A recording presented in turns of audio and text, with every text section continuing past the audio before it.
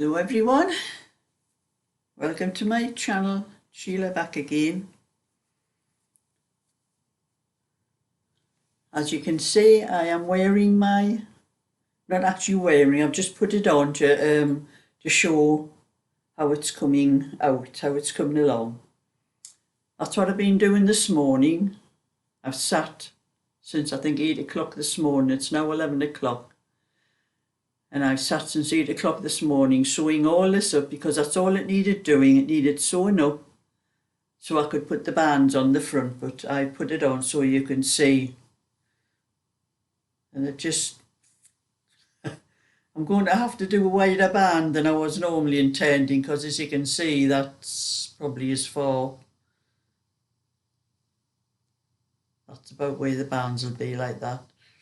And it only just sort of, you know, I can't stretch it further in, you know, I do stretch things, but anyway, that's how it's turned out, the sewing. But I will do a better little bit model of it when I have completely finished it so you can see the whole thing. So anyway, we're doing that. I've only just picked up my crochet, which I normally do in the morning, but I kept putting this off and off the last few days, and I know I can't sew up of a night time. My eyesight's just not good enough for artificial light. So I thought I'm going to use a time when I do I've been crocheting the bags and things like that to sew the cardigan up. That's the only thing for it, or I'd never get it done. And you know, I have just as much trouble sewing as I do crochet, because when I'm sewing, I hold the needle like that in my hand, and sometimes it sends pain up my finger and up my thumb, up my hand down here. We're having to hold the needle like that when you're going, you know, you're going in and out like that with the needle. I think maybe I might start sewing some of these cardigan things up on my sewing machine, because I used to do that years ago when I had my knitting machine. I used to knit for a lot of people, but I used to knit for one or two shops as well, and I found it easier and quicker if I went up the sides and the sleeves on the sewing machine. I used to sew the cuff parts and the rib parts on the bottom by hand, and sew the rest up on the machine on like a zigzag stitch, because you had to have that give, you know, in wool and that. I think maybe I'm going to have to do things like that for especially large things like this, because it really took me 3 hours to sew this cardigan up from start to finish. And I did have quite a pain. I've had to have a rest for a few minutes before I picked up the crochet to ease my hand off again. But anyway, this bag's I am doing it a crochet bag, the holder for your wool, and I'm making it so it fits like a ball like that. That's like that. You have to have extra room on the sides and that for the ball to move around. But I find, as you can see, like mine, I always roll them, wind them into cakes, because when I do that, I have that little loop on, you know, which has a button on, you can loosen it. Otherwise, if you had it like that without a button on and you put your wool through it, you wouldn't be able to take your wool out for any reason if you wanted to without cutting it. So, because I have seen other people have made these yarn bowls, and they've made them holes in the side, like here, where the wool to come through. But I thought, well, you know, if you have to take the wool out for any reason, you can't. That's why I put the little loop on the top with a button so it can be loosened. But I found with that was okay if it's a ball like that, what's in it. you put the wool through there, and it stops the ball from jumping out of the bag when you're pulling it. And I've just caught that with my hook when you're pulling the wool up. But I found with these, using cakes, I don't need to use that, because of the balls, even if there's just one in there, it doesn't roll around in the bag. And when you're like that, you just pull the wool up like that when you want more. It just comes up. It doesn't roll around inside the bag, which I find is much better.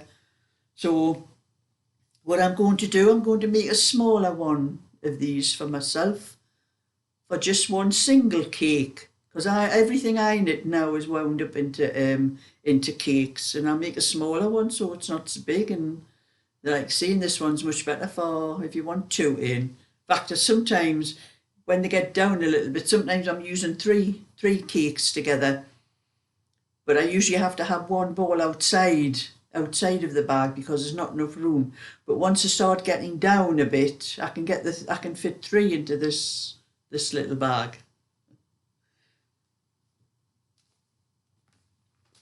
So that's this one here will probably be about the size of that one. That one when I get it finished. So that's that one that I've been doing, and well, I lost my hook. There it is. I'll put the hook in there. And I have been crocheting again, and I've started another. I'm doing these squares first for the bags, and then I'll get the linings, sort the linings out for them after. But I'm just doing with whatever small bits of yarn I have left, and that's as far as I got. This is some mercerized cotton I had left, and that's as far as I got with that.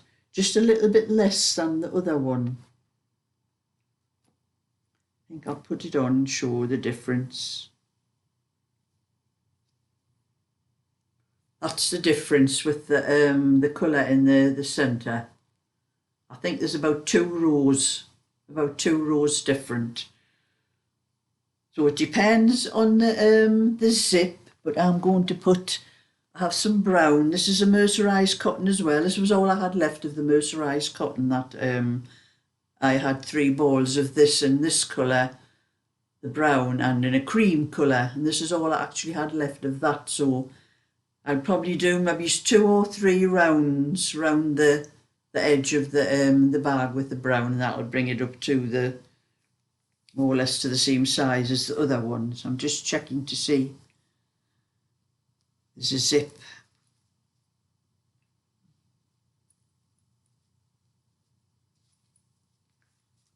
That's how much I need to do to make the zip fit in. So I only make I don't take it to the edge of the zip, I just take them to the little bit on the end and where the zip starts there. So there's not a lot, probably about 3 rounds round there will be okay for that one.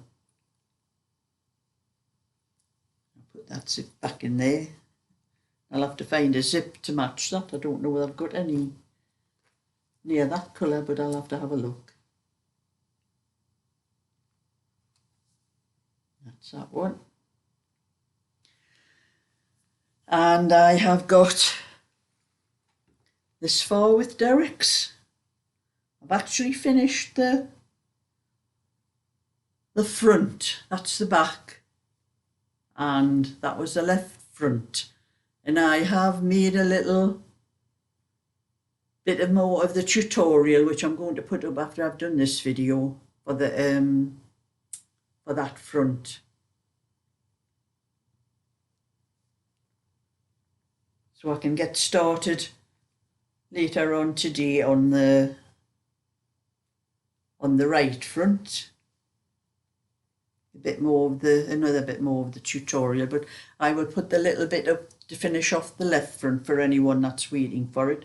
Because when you come to do the right front, you do exactly the same thing as you did on the left front, only when you come to the armholes, you knit 1 extra row, and you started the cast off stitches on the wrong side instead of the right side. The same with the neck, you knit 1 extra row, instead of finishing on the right side, you finish on the wrong side. But I would put that in the instructions when I started. So anyone seeing all the rest of the instructions for that left front will be able to do the right front without any problem at all. That's that. And I have another one I have started for myself last night, as I had no knitting. I couldn't do the bands on my cardigan until I had stitched it up.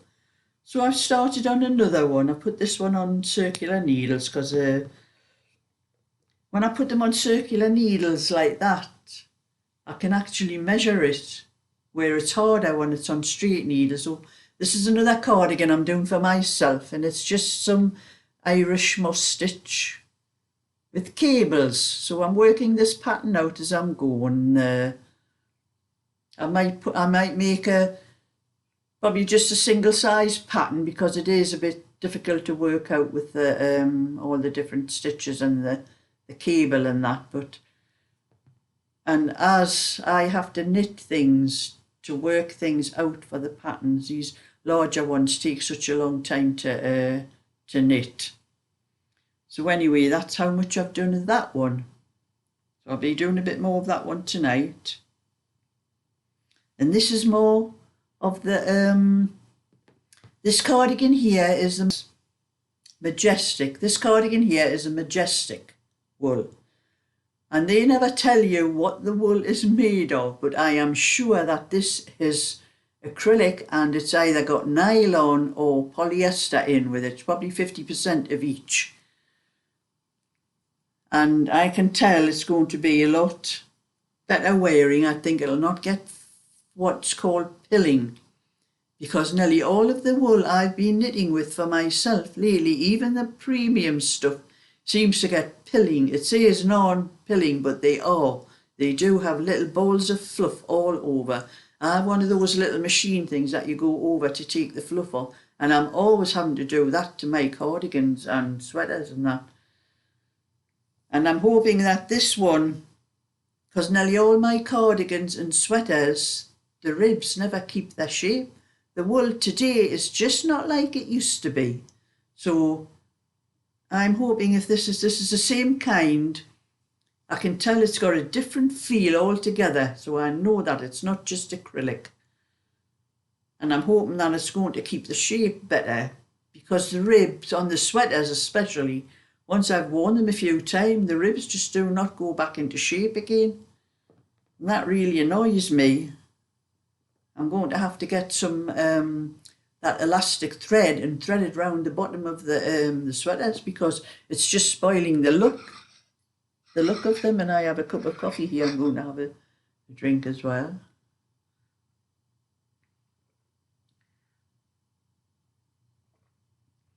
But I have cardigans and sweaters, really old ones. Some of them are over 20 years old, and a lot of them were wool that I bought from Aldi's, because Aldi's hasn't always been there, but when they first started,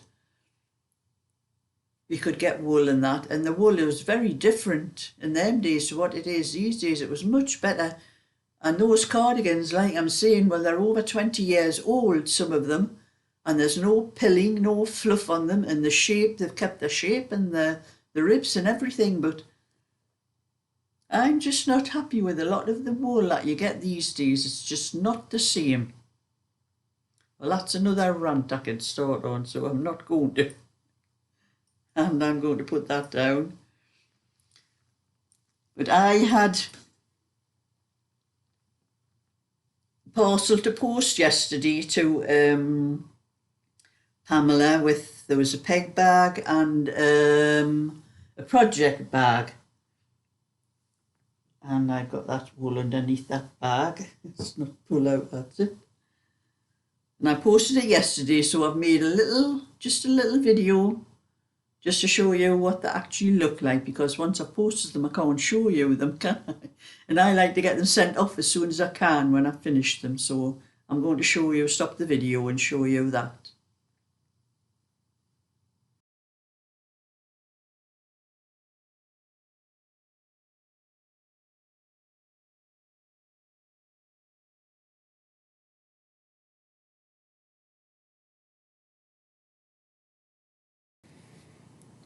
So that was how those two bags turned out.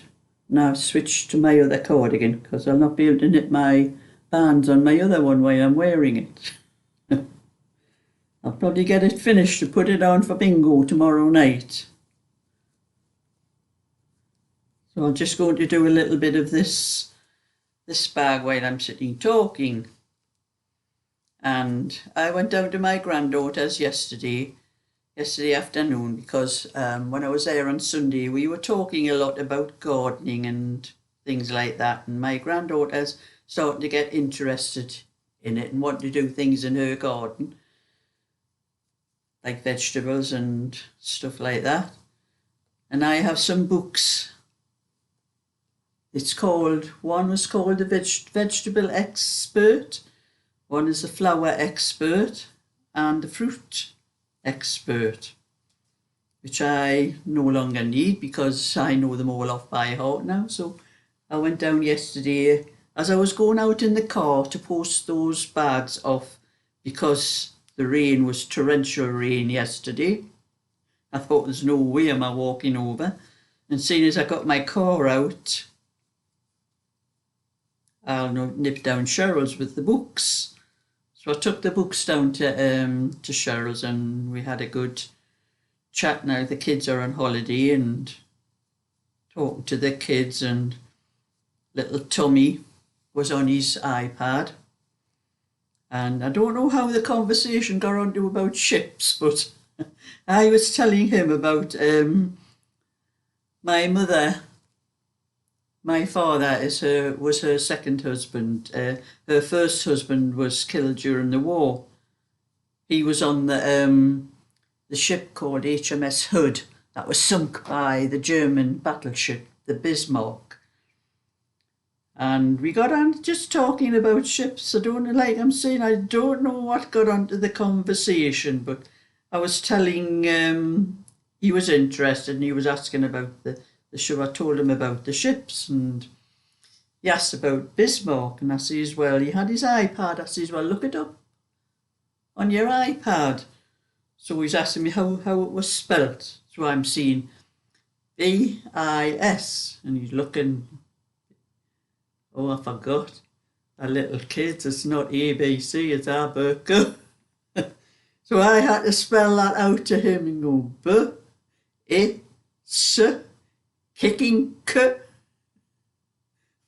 That was for the end, kicking K, tell him all the rest of the letters. And he found it anyway, and he was looking, but he wasn't interested in what it said about it. All he was interested in was the Lego Bismarck. He says, it's in Lego, Nana. I says, yeah, well, I says, you can maybe build it with all the bricks you've got. You have a hunt through your bricks and see. So that was a little conversation with Tommy, the 8-year-old. And then me and Cheryl were having a good chin wag about gardening, and I was telling about all the things I had been grown, and then I told her a little story about when I first started. When I first moved into this house, garden was like a jungle. The people that had lived in here had never ever done anything to it. It took us quite some time to get it sorted out and that, and all we had at the fence was one of those little rickety fence, those thin bits of wood that were fastened together with wire. Is it willow or not willow, or some different kind of wood that wasn't proper, planks of wood and that, like, anyway. And it was only a little, about 3 foot high or something like that. And I had planted my onions in the garden. I think they were the first things I ever planted. And they had been grown great, and I got up one morning, or looking at the onions, and all the tops were turned down. All of them, the whole lot. And I had no idea why they were turned down like that. I thought something had been in the garden. And anyway, I had loads of little sticks, and were like any little bits of sticks. I was cutting them a little bit height, and then I was lifting the leaves up on the onions, fastening them with string to keep the leaves up and that. And there was this old fella Bill, they called him. He lived a couple of doors up. And he's walking past and he's looking over my fence and he's, Sheila, what are you doing? And I says, well, I'm putting the leaves back up on my onions because they've all fell over. And he says, you silly woman. He says, get those sticks out and push those leaves back down again. He says, that's how your onions, how the bulbs grow. He says, once they go down, your bulbs get larger, and it's to feed the bulbs instead of the leaves. And so that was a little lesson I learned about onions, which when you know nothing at all about gardening and just put something in, and if he hadn't told me that, I wouldn't have had hardly any onions that year. What between him, old Bill, and there was another old fella up the further up the street, old Jack. He was another old man that helped me, told me a few things about, you know, when you put potatoes in. Some people think if you cut the potatoes in half, you'll get twice the amount of potatoes off them. That's what I thought. And I never did it, but I was discussing it with Jack. And he said, do not cut potatoes in half. You won't get any more potatoes off them. He says, and you're letting disease get into the potato by cutting it in half like that. So that's what I was going to do one time. You know, you live and learn from your mistakes, and I learned a lot from those two old fellas. And their old Jack, he was in an allotment round the corner. There's allotments just not far from where we live, just round the corner more or less. And he was in a club, allotment club thing, and you had to pay something every year for this club, and you got all your seeds and everything like that cheaper than going buying them in the shops and that. He paid for my first card for that allotment club, and I was getting all my seeds, and they were good seeds, and never had any trouble with the flowers and vegetables, the whole lot. And that was how I learned over those years. I moved into this house in 1987.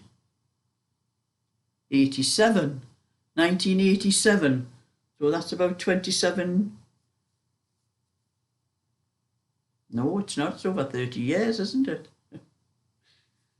A long time ago. But anyway, we're talking to my granddaughter about those. We're talking about other things. One or two of you know that you have subscribed to her channel before. She has a channel that she does what she sells on her Etsy shop, that like earrings, and what she does with polymer clay and that other stuff you make, earrings and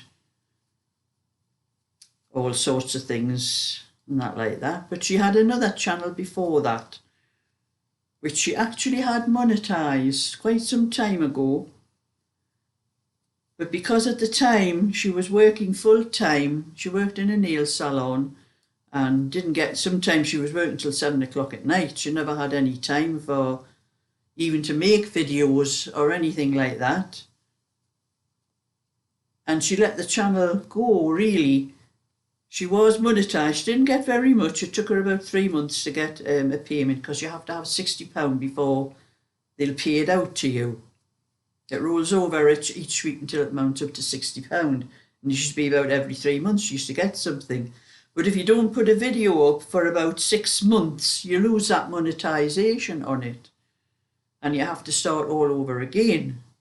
Well, she has the subscribers, but she does need the viewing. You have to have 4,000 hours viewing on it. I think she said she's got just over 2,000. So she started working on that channel again and doing her gardening and other things and that in it. But she does need some watch hours on it. So I am asking any of my subscribers who would like to take a look and help her out. While I'm saying she has about 1,500 subscribers, she doesn't need the subscribers to monetize it. She just needs the watch hours. But a few extra subscribers will help as well. So And I know one or two of you may have subscribed to her channel before, and to her other one where she does the earrings and things like that. But this channel used to be called Life with Sheila, but she changed the name to Shezzy XXX, which is spelled CHEZYXXX. So I'm asking a favour for anyone that might be interested, just to see what she's trying to do in her garden, and that give her a few views, and look on some of her other videos as well. That'll help to build up her hours on the channel. And I will put a link to that channel in my description box, so in case you don't remember what I've just called it. But anyway, I'm trying to get what I can done here, and then I'm going to put the extra little bit of the tutorial up for Derek's cardigan, and then knit a little bit more of his cardigan for the right side of it, because I think it is quite a while since I put a bit up. I just have not had time to do everything I'd like to do. And I have a lot of people keep asking me, they send me emails and that, and asking for one of the patterns that I have been doing, which is the raindrop pattern, the children's one. I'm doing a pattern for 16 to 24 inches. And I have the 16, the 18 and the 20 inch done. But I haven't had time to do any more, to do the other two sizes. But a lot of people seem to think that I have that pattern and they keep asking for it. But I can't finish that pattern until I've got time to do those other two little cardigans, because I won't do anything to write down a pattern without me knitting it at the same time to make sure that I get everything right on it. So I'm afraid all you people that's been asking for that, you're going to have to wait until I have time, because I seem to have been inundated with all these patterns for bags and the wool bags and the notion pouches and everything, that I just haven't got time. I'm going to have to get those done first before I can start knitting my little things. It's like my granddaughter as well, like I'm saying, she was working full-time in a nail salon, but she changed her job and she's just doing a part-time job now, so she has a lot more time to do things in her garden than she had before. More time with the kids as well. And so anyway, that's my bit for today, so give a thumbs up and I'll subscribe. Bye for now.